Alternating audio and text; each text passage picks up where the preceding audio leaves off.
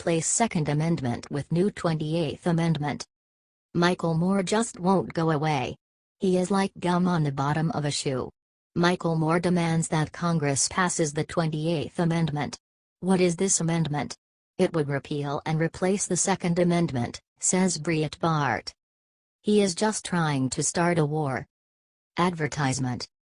In a lengthy Facebook message, Moore said the new amendment would guarantee, states can have state militias, aka state National Guards, which are made up of citizen soldiers who are called upon in times of natural disasters or other state emergencies. It would also allow individuals to use guns for sport and gathering food, and guarantees everyone the right to be free of, and protected from, gun violence. That is, the public's safety comes ahead of an individual's right to own and fire a gun. According to Breitbart, Michael Moore demands more government control than ever, making Americans ultimately prime victims for tyranny and conquer. His words, a well-regulated state National Guard, being helpful to the safety and security of a state in times of need, along with the strictly regulated right of the people to keep and bear a limited number of non-automatic arms for sport and hunting, with respect to the primary right of all people to be free from gun violence, this shall not be infringed. The left-wing nut believes that the amendment would be implemented on automatic and semi-automatic guns. All guns aside from bolt-action sniper rifles are at least semi-automatic. Well, shotguns aren't semi-auto either. He wants smart guns too, to stop guns from working for some reason. Advertisement. Considering the process for amending the Constitution, as explained in the National Archives, all Moore needs now is a 2/3 vote for his amendment in the House of Representatives and a 2/3 vote in the Senate. After that, he'd need to get 38 out of 50 states to support the repeal of the Second Amendment. What do you think of this sacrilegious piece of shit?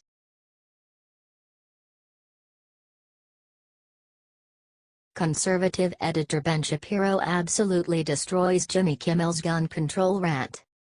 Jimmy Kimmel is a liberal puppet that doesn't do anything in the interest of Americans, just in the interest of Soros. Conservative editor Ben Shapiro called him out on his monologue about the Las Vegas shooting. Kimmel did the typical fake crying and the attacking of the Second Amendment. Advertisement. Conservative editor Ben Shapiro destroyed Kimmel's inaccurate, whiny monologue on Monday night. During that monologue, he went after the GOP so they will attack the Second Amendment.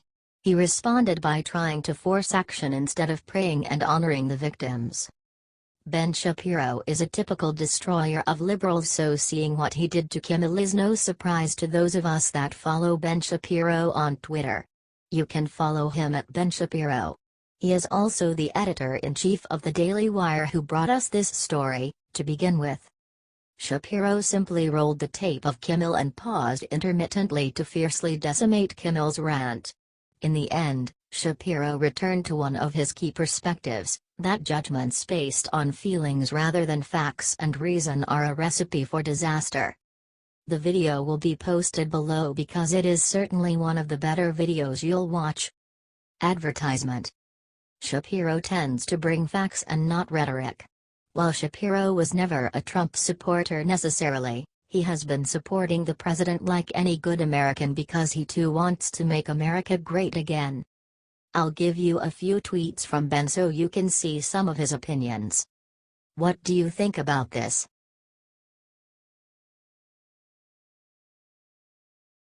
Just in: Paul Ryan betrays Second Amendment. Wisconsin needs to fire him now. The Conservative Tribune outed the fact that Paul Ryan betrays us again. Yes, again. He just can't stop serving the globalists. Paul Ryan betrays us on the regular basis, but he just betrayed the Second Amendment by dismissing a bill that would make it easier for legal gun owners to buy suppressors. He works for the left and the globalists. How much of a cuck is he? Advertisement. The bill is not scheduled right now. I don't know when it will be scheduled, Ryan announced Tuesday, making it clear the bill has been shelved indefinitely, as reported by the Chicago Tribune. Ryan gave this statement only 2 days after a psychopath shot up a country concert in Las Vegas from across the street. There are still a lot of questions about this attack. His comments came just a day after one of his Democratic masters, Hillary Clinton, said she didn't want to politicize the tragedy and then proceeded to politicize the deaths of a lot of people. Honestly, Sportsmen's Heritage and Recreational Enhancement Act was never scheduled for a vote this week, as noted by Katie Pavley of Town Hall. The issue is because of Ryan's clear signal that he doesn't plan on trying to put the bill up for a vote, especially not anytime soon. He serves his liberal overlords far too often. When 2 mass shootings force you to delay a bill that would make those mass shootings harder to detect and stop, maybe that's a sign you ought to let go of the bill once and for all, Senate Minority Leader Chuck Schumer reportedly said Tuesday following Ryan's surprise announcement. Advertisement. This is a man that was almost the vice president under another globalist named Mitt Romney. It's embarrassing that we almost elected that fool. What do you think of Ryan betraying all of us yet again?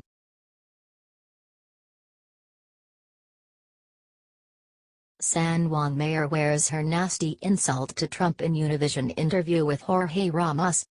San Juan Mayor Carmen Yulín Cruz strikes again, according to Free Beacon. She made an appearance on the uber-liberal, Spanish-language media outlet, Univision. She was ready to levy her criticism of the federal government and more specifically President Donald Trump. Apparently, wearing a shirt with the word nasty emblazoned on her shirt was a vicious shot towards Trump. He called out the San Juan mayor for being nasty to him after she applauded himself and FEMA in their response to Hurricane Maria just over a week ago. When asked by host Jorge Ramos what the significance of her nasty shirt was, the mayor said it was a reference to Trump referring to her as a nasty mayor. The interview was posted Wednesday to Univision's Al Punto Twitter account. She went on to claim that Trump was the one who is nasty. When someone is bothered by someone claiming lack water for drinking, lack of medicine for the sick, and lack of food for the hungry, that person has problems too deep to be explained in an interview, Cruz said in Spanish. What is really nasty is that anyone would turn their back on the Puerto Rican people. Trump called her and her poor leadership in a tweet because of her hypocrisy. She is the only one of 78 mayors in Puerto Rico to criticize his response. She was also standing in front of the aide while she called out his lack of help and aid. Those attacks came after Cruz said, "Mr. Trump, I am begging you to take charge and save lives, if not, the world will see how we are treated not as second-class citizens but as animals that can be disposed of. Enough is enough." When Trump visited Puerto Rico, she told him, "Sir, it's all about saving lives. It's not about politics." Then she wore a shirt bearing the word Trump used to describe how Democrats told Cruz to treat him during an interview on Univision. Cruz appeared to be wearing the same shirt in an interview on MSNBC that aired Tuesday night, but it was covered by a windbreaker. What do you think about all of this stupidity from Cruz?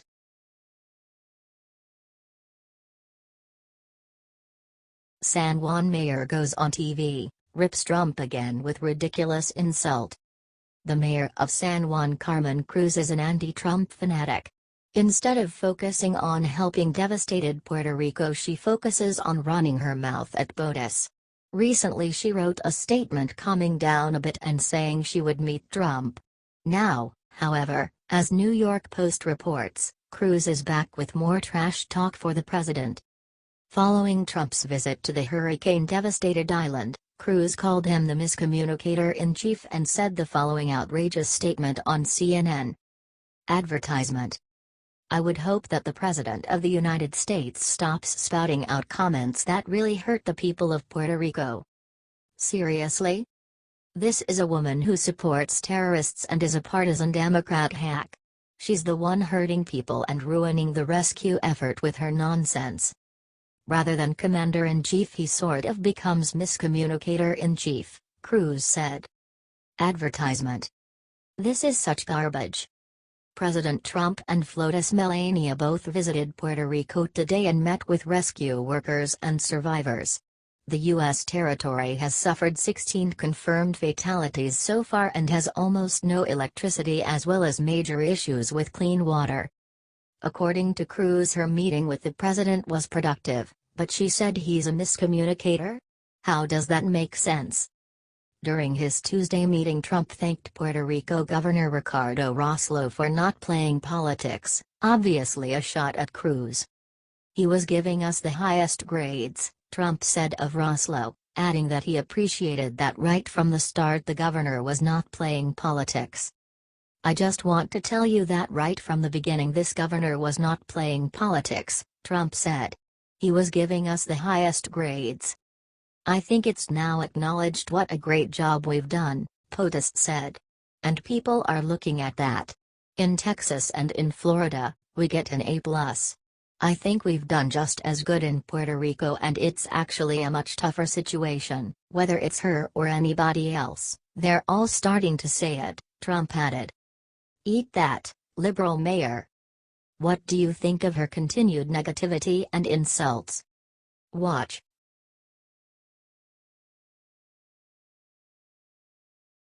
Leading anti-Trump congressional Democrat has just been named Woman of the Year. Maxine Waters is one of the leaders as an anti-Trump congressional Democrat. She's about as wild as they come. She suffers from Trump derangement syndrome, as she is the most hateful anti-Trump congressional Democrat. Hate is spreading across the nation according to World Politicus, and the Democrats are constantly battling the Republicans tooth and nail on everything. This seems to be out of spite. Advertisement. President Trump is going to win in 2020, and a leading reason will be because of the vitriol he is receiving during these trying times for the U.S. Whether you believe the shooting in Vegas was real or not, the country is having a rough time. We are fighting against 8 years of red tape put up by the Obama administration. Maxine Waters helped put up all of that tape. I've long thought that there was a lot of smoke, even fire, and that everything that I have learned about this president, starting with the campaign itself, that people should have understood that there was something terribly wrong with him, Waters said. As a matter of fact, I have said over and over again, I think he's the most deplorable person I've ever met in my life, she added. Advertisement. Nothing like insulting the President of the United States for no reason at all. But what else should we be expecting from a degenerate like Waters? In fact, she has made it her sole mission to impeach Trump as soon as she can without citing any laws that he has broken as president. And it looks like those feelings have not changed. This award has no business being in her hands. If they were less worried about who attacks Trump the most and started looking at the important things, Waters would be nowhere near this award. What do you think of Maxine Waters being such a psychotic loser?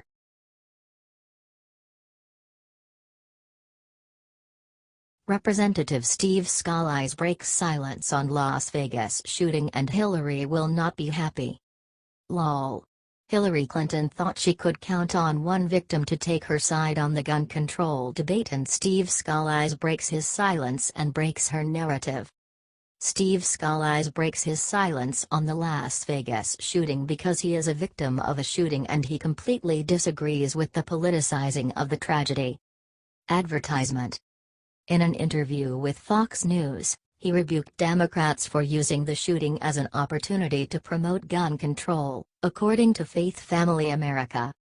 We shouldn't first be thinking of promoting our political agenda, said Scalise, who returned to Congress last week but is still in physical therapy after the shooting.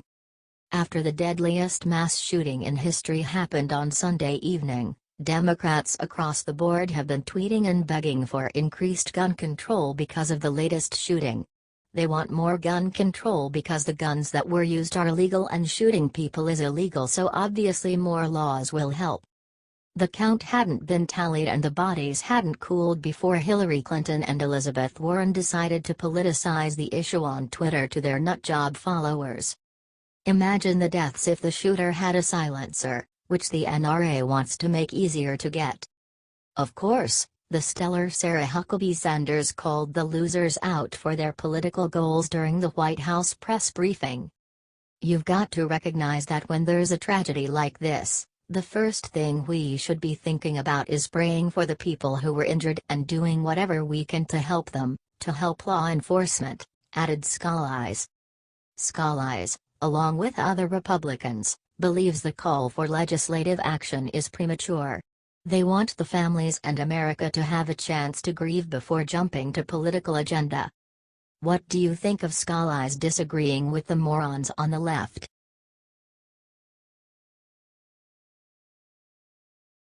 Trump makes Pelosi choke on her caviar with new welfare rule that has freeloaders terrified.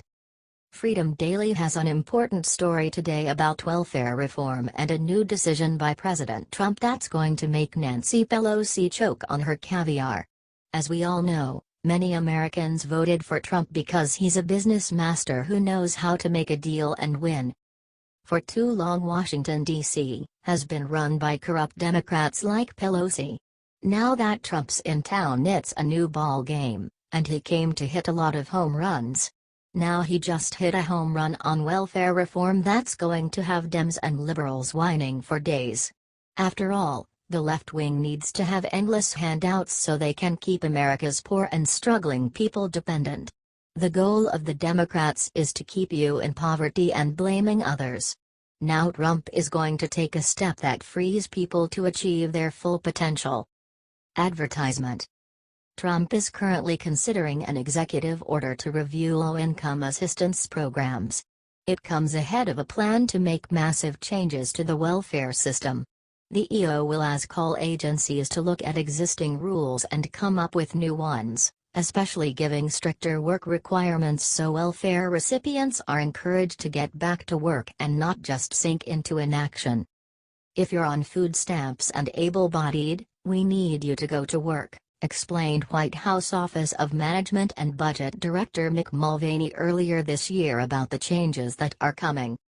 Almost 68 million Americans get some form of government assistance. Welfare is taking up a huge amount of the federal budget, so it's important for tax reform and getting rid of Obamacare that welfare gets cut down. What do you think about this story? Are you glad Trump is going to put in stricter rules for getting welfare?